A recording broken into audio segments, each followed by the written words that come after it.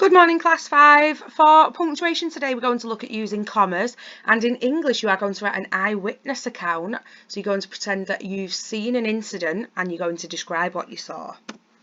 So when should a comma be used? There's lots of different uses for a comma that we're going to look at today. So they should be used to separate items or adjectives in a list. So for example, his favourite puddings were apple pie, rhubarb crumble and ice cream. So you're separating those different items. It's important though that you know that a comma is not normally used before the final and in a list, but it can be if it would cause confusion. So if you have a look at the example here, his favourite puddings were apple pie, rhubarb crumble and jelly and ice cream. Okay, if you got rid of the and here and just had jelly and ice cream, it's insinuating that the jelly and the ice cream are separate, whereas if you write and jelly and ice cream, you have the jelly and ice cream together. They should also be used before these conjunctions, so your fanboys conjunctions, to separate two independent clauses. This is something that we did discuss in class, but not in much detail. So she was a fantastic cook, but she would never be as good as her mother. He had toothache, so he rang the dentist.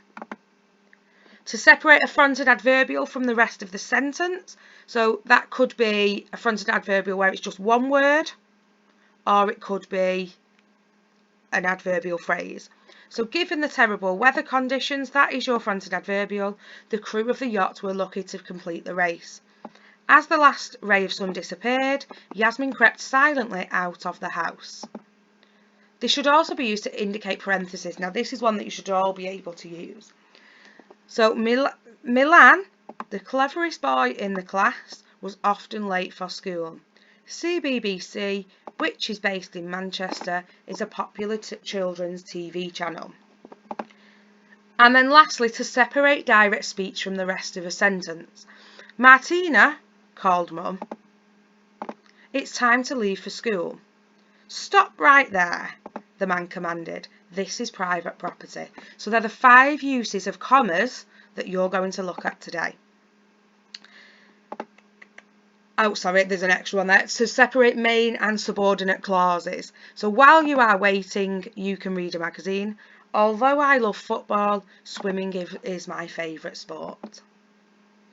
You need to make sure though that we don't use comma splices. This is something that's quite popular, and it's a comma splice when 2 independent clauses are joined by a comma, but you don't need to. Only when it's a conjunction, the but and so. So Julian usually gets on with everybody. He is an understanding person. You don't need the comma there. Instead of a comma splice, the writer could use a semicolon or a full stop. So Julian usually gets on with everybody, semicolon, he is an understanding person. It's extra information, it's adding detail to why he gets on with everybody else. Okay, so your task is to fix the sentences. So you need to repair the sentences by putting commas in the correct places. Now, I've given you a little bit of help on this. You've got a hint at the bottom of each one because I thought this might be quite tricky. So number 1, hint 2 commas for a list. So the wrapping paper had blue, white, red and yellow stripes. So you know that the commas are for a list. So blue, white, red and yellow stripes. The second one, the hint, is 2 commas for extra information. So as we read in the sentence, we need to find what is the extra information. So the Shard, the tallest building in Britain, is located in London. So the extra information is that the Shard is the tallest building in Britain. So if you took that sentence out, it would read the Shard is located in London. It still makes sense on its own. So I'd like you to pause the video whilst you complete your commas task today, and then when you are ready, unpause the video and get ready for English. Okay, so today you are going to write an eyewitness account. You're going to imagine you're walking through the woods and you found these boots. What could have happened? What could you have witnessed? So I'll give you a couple of minutes to think about what you could have witnessed, and then unpause the video again. So writing an eyewitness account. So the general idea of an eyewitness account is that you are sharing an experience with someone who hasn't seen the event. So you need to describe things in quite a lot of detail. It's your vivid retelling of an experience so that you can sort of create a movie or an image in the person's head so that they can really imagine what was there. And it takes the form of a narrative or a story. So you choose to tell the event from beginning to end so that it can be recalled clearly. You need to remember as well that the person reading has not seen this event. So we're going to have a read of an example of a recount, and I want you to imagine the image that it creates in your head. Do you find out enough detail about it? So we're going to read about the Huskar Pit disaster in 1838. On 4th of July 1838, a terrible disaster occurred at Huskar Pit. It was a coal mine in the village of Silkstone Common near Barnsley. It was owned and managed by a man called Robert C. Clark. The day started hot, bright and sunny, but from about 2 o'clock a violent storm raged. Heavy rain fell and nearby streams began to flood. The rain put out the boiler fire of the steam-powered winding engine. So me and my friends that were underground could not be lifted out of the pit. This meant that just over 40 children, aged between 7 and 17 years old, alongside with me and my friends, were trapped underground. We were sent a message that told us to make our way to the pit bottom. They made a mistake here. That should be, we were.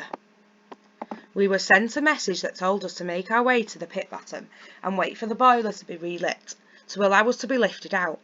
We were very unsure about what was happening. Some of us thought there was a fire underground or on the pit top.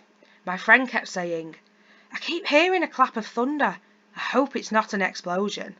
But we all knew something wasn't quite right because we had spent 9 hours in darkness and we were desperate to leave.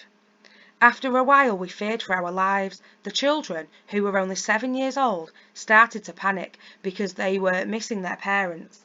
They ignored advice to stay where we were, and they attempted to reach the surface by walking out along the drift. A drift is a sloping tunnel leading to the surface, sometimes called a day hole, in Nab's Wood. We tried to stop them, but they wouldn't listen to any of us. As the terrified children tried to make their way to safety, a stream swollen by the heavy rain overflowed into the drift. The children were washed off their feet and down to the ventilation door through which they had just passed. Me and other workers frantically ran towards them to try and save them, but we were too late. The water rose and 26 children drowned. So after reading that, you know everything that happened at the Huskar Pit disaster. That's what your eyewitness needs to be like when you're describing what happened in the woods that led to those boots being left. So I've done a brief example. There's not that much in mind today, but just to give you a starting point. Last night, whilst walking through the woods, I witnessed a horrific attack between a bear and a human. Walking through the woods, like I do every day, I noticed something out of the ordinary.